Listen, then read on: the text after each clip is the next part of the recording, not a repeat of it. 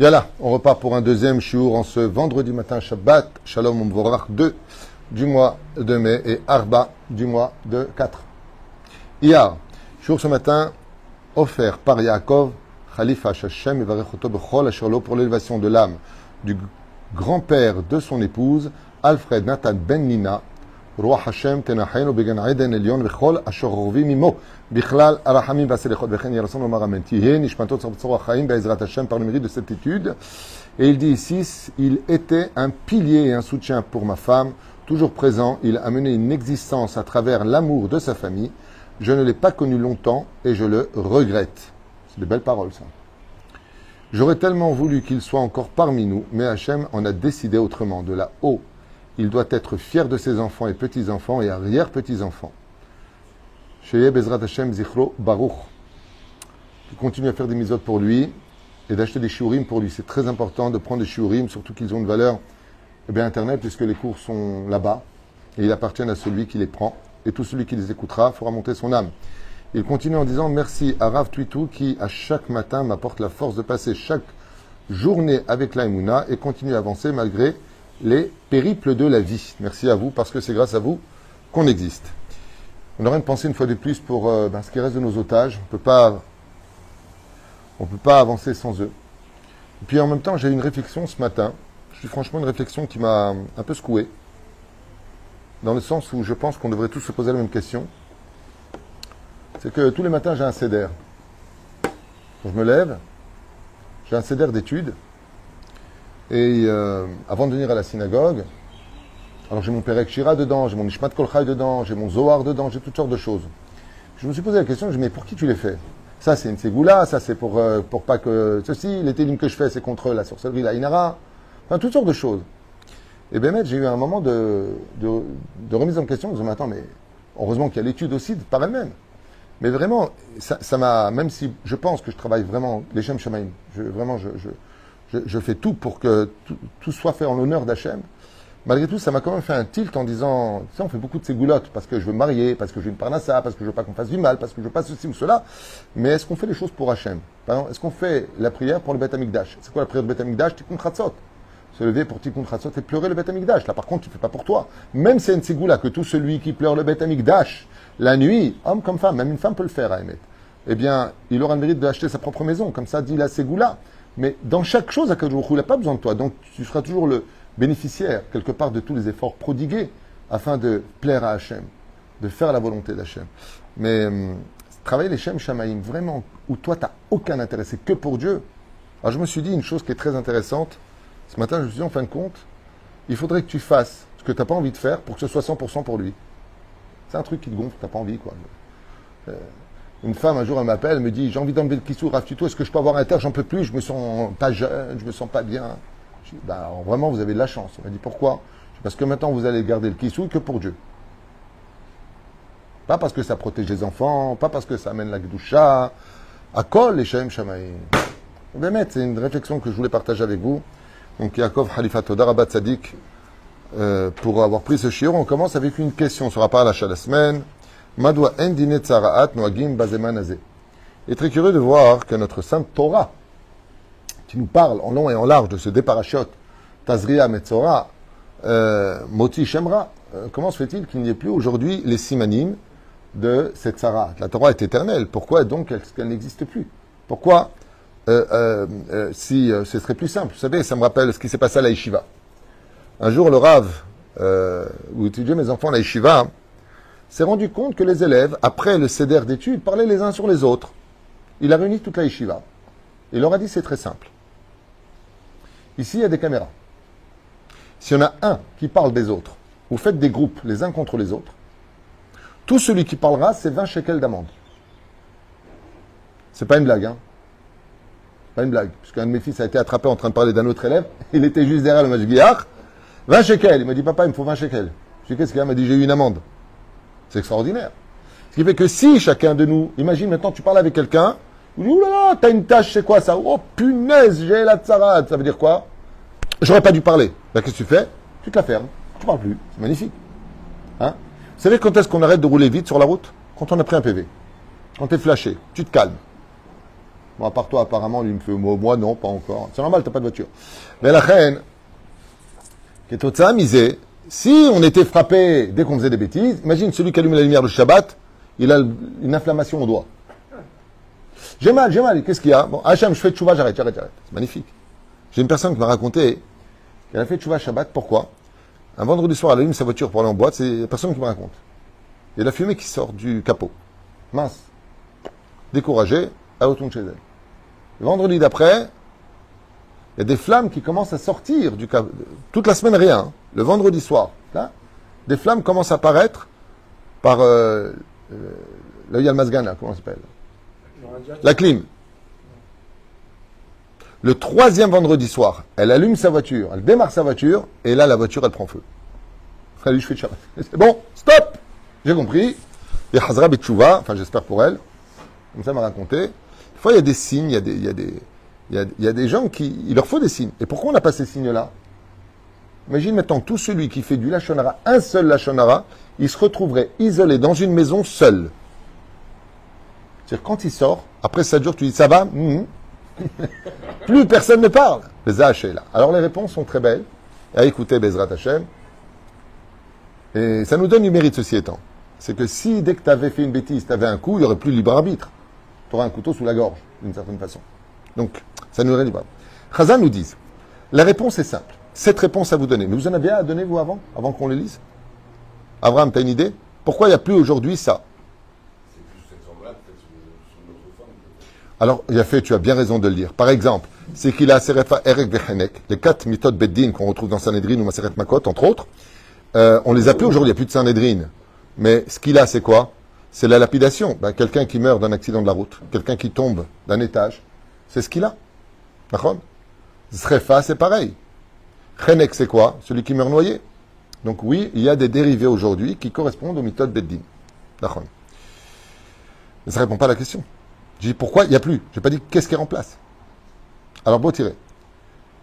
Étant donné qu'il y a marqué dans le livre Les Kartov, Beshem Rabbi Yochanan, qui dit comme ça. Shemiyom shehara bet hamikdash, en noagim dine nega'i atzarat, mipnei she'en lanu mi she'u baki, bemarot negaim. Si tu as une maladie sans solution, tu ne peux pas avoir la maladie, car Dieu envoie toujours la solution avec les problèmes. Étant donné qu'il n'y a plus de Bet Amikdash, où tu vas aller, le mec il a la Negaïm, il a le problème. Chez qui il va aller? Il n'y a plus de Cohen, il n'y a que le Cohen, on a dit dans le shiur précédent, qui pouvait déclarer, shiur que je conseille de voir d'ailleurs. Et puis-toi de l'eau qui dort. C'est le titre du cours. Mais la reine, pourquoi est-ce que Béhémet des Béhémet, il n'y a plus ça?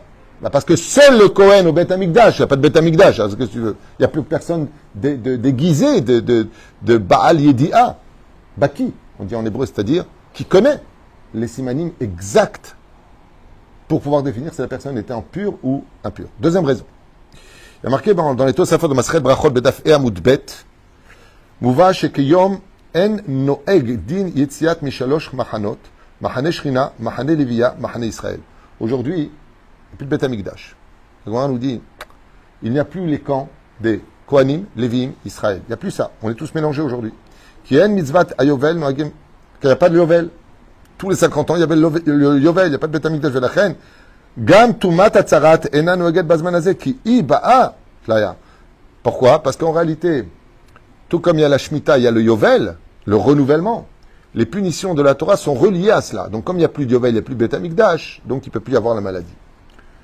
Troisième réponse. Le Rahabaz. Il dit comme ça dans Trumot, chez Katav Shakohen ou Ametame ou Ametaer. Le Kohen seul pouvait dire s'il était pur ou impur. Ve'alpi d'Ishak Davar, et seule sa parole comptait. Achayot she'en Kohen Gadol Ayom, Yuchas ou Bal Yechus, en Noagim Keyom Dinetzarat. Comme la solution de cette maladie, c'est le Kohen lui-même et non pas simplement le Bet Amikdash, ou qui était Baki ou pas, parce qu'on a vu qu'un Kohen qui n'était pas Baki, on apportait un Talmid Chacham qui était Baki, c'est-à-dire qu'il connaissait parfaitement les domaines techniques de la pureté ou d'impureté selon la grosseur, les signes, les couleurs qui y figuraient. Donc on ne peut pas avoir. Pourquoi? De là on apprend que Dieu ne met jamais à l'épreuve une personne qui ne peut pas la surmonter. Comme on ne peut pas surmonter la tzarat parce qu'on n'a pas qui va la rendre pure ou impure, donc on ne peut pas avoir la maladie elle-même. De là, chez En Yehushklal Baolam. Quatrième explication. Besefer Kli Chemda.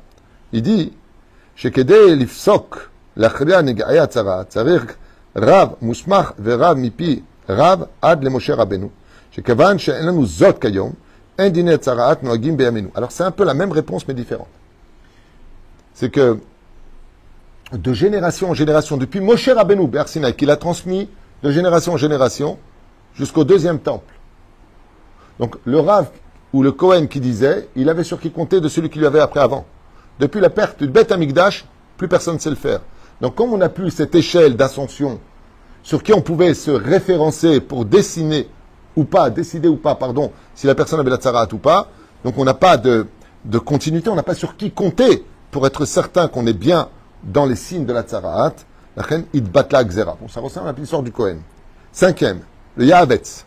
Il dit, Katav shakohen beshaa sheroet negeat tzarat, areu tzarich liot lavush bebigdei keuna. Il dit, c'est pas simplement, mais il y a des Kohanim aujourd'hui.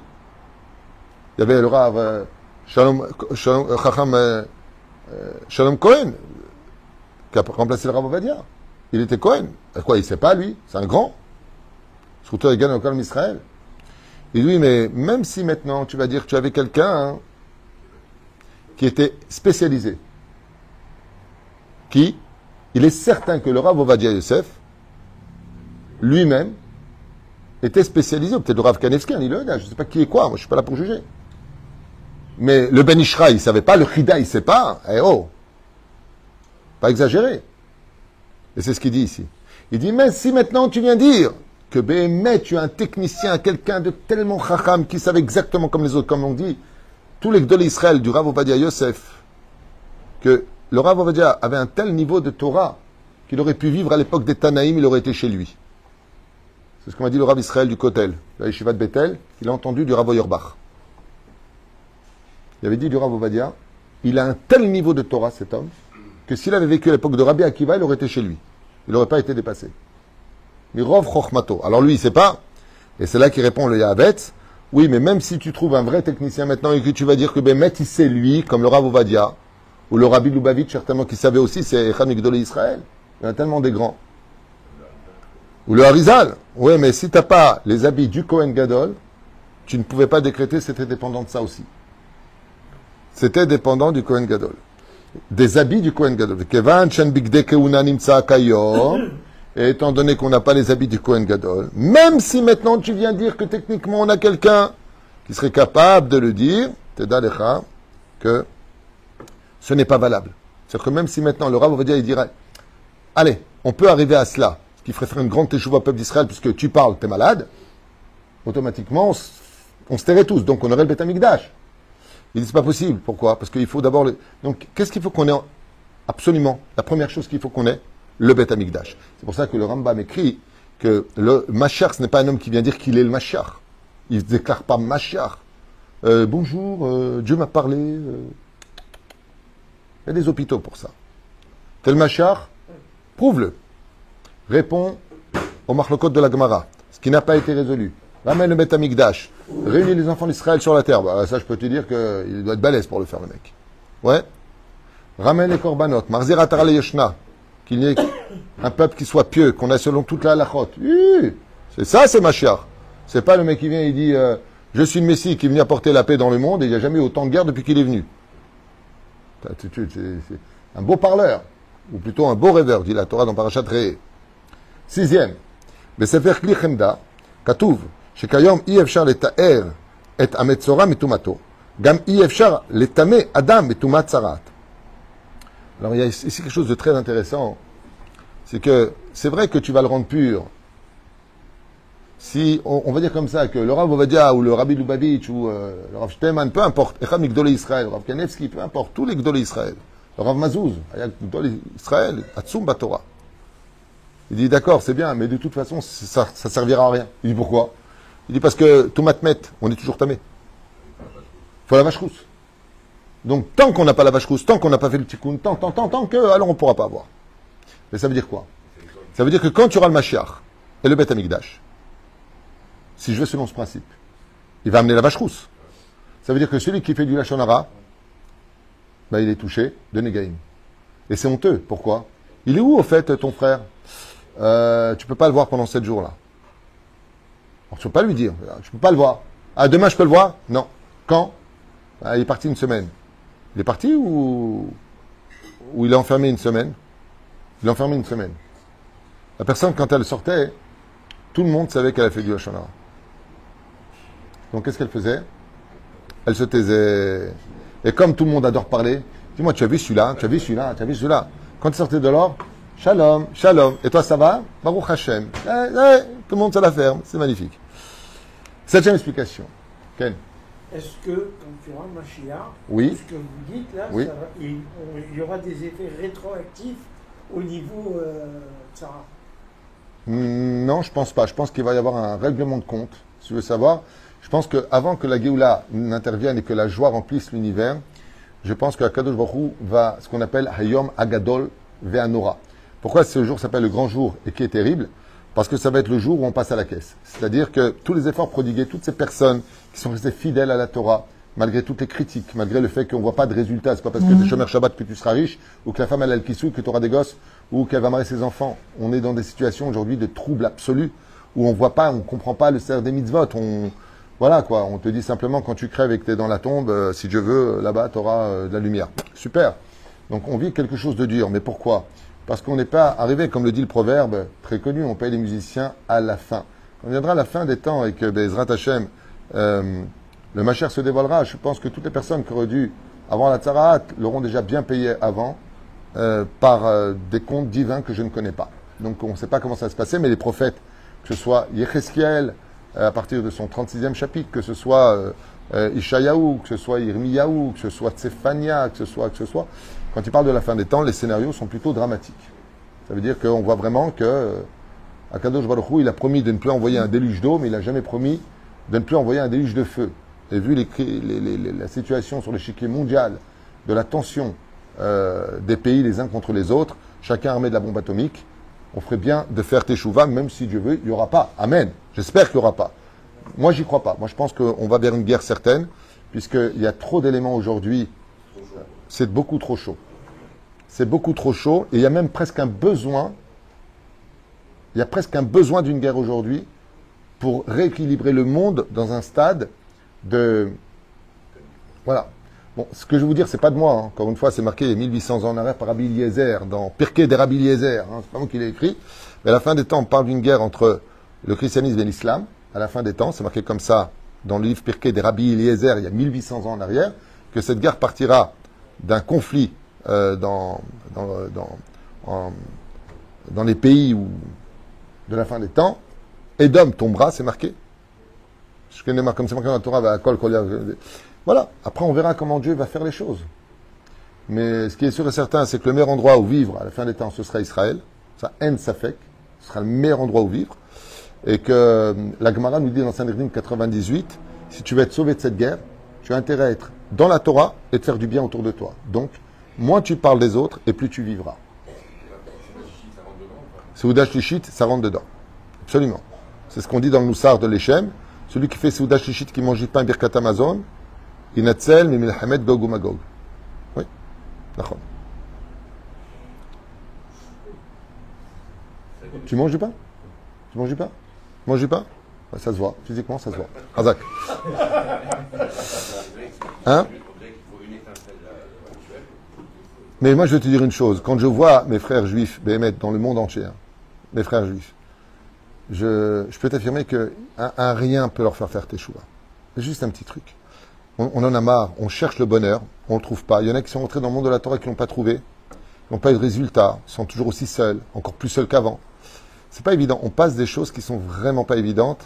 Et comme l'a écrit parfaitement le Rav Dessler, Mirtav Eliyahu, la Emouna sera la dernière grande épreuve de la fin des temps. On a l'impression qu'on sera un petit peu abandonné, isolé, critiqué, et en fin de compte, il fera pas bon d'être juif à la fin des temps. C'est marqué que Vayona Lomatzamanoach, le juif ne saura même pas où poser ses pieds, ni dans les universités, ni dans les pays, à l'aéroport. On sera regardé comme des malfrats, comme des brigands. Ça va être très très dur. Mais en réalité, c'est à quoi ça ressemble? Bien, c'est une flèche. Quand on veut la lancer très très haut, il faut d'abord la faire descendre très bas au niveau de l'arc. Par contre, quand on veut faire tomber un ennemi, il faut le faire monter d'abord très très haut. Il croit qu'il est devenu souverain du monde comme l'aigle qui vole bien au-dessus des volatiles. Mais en réalité, c'est parce que sa chute sera encore plus mortelle. Donc Israël ne doit pas avoir peur de ces symboles d'aigle qui surplombe les pays qui veulent notre destruction. Bien au contraire. Am Israël, Chai Vekayam, et je peux vous affirmer une chose, quitte à en déplaire à tous les anti-juifs, antisémites, c'est que Am Israël vivra toujours. Ça fait des décennies qu'on essaie de nous exterminer.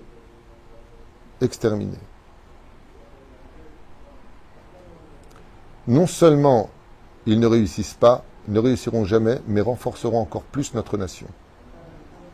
Parce que dès qu'on touche à notre judaïsme, à notre identité, c'est là qu'Israël se révèle encore plus.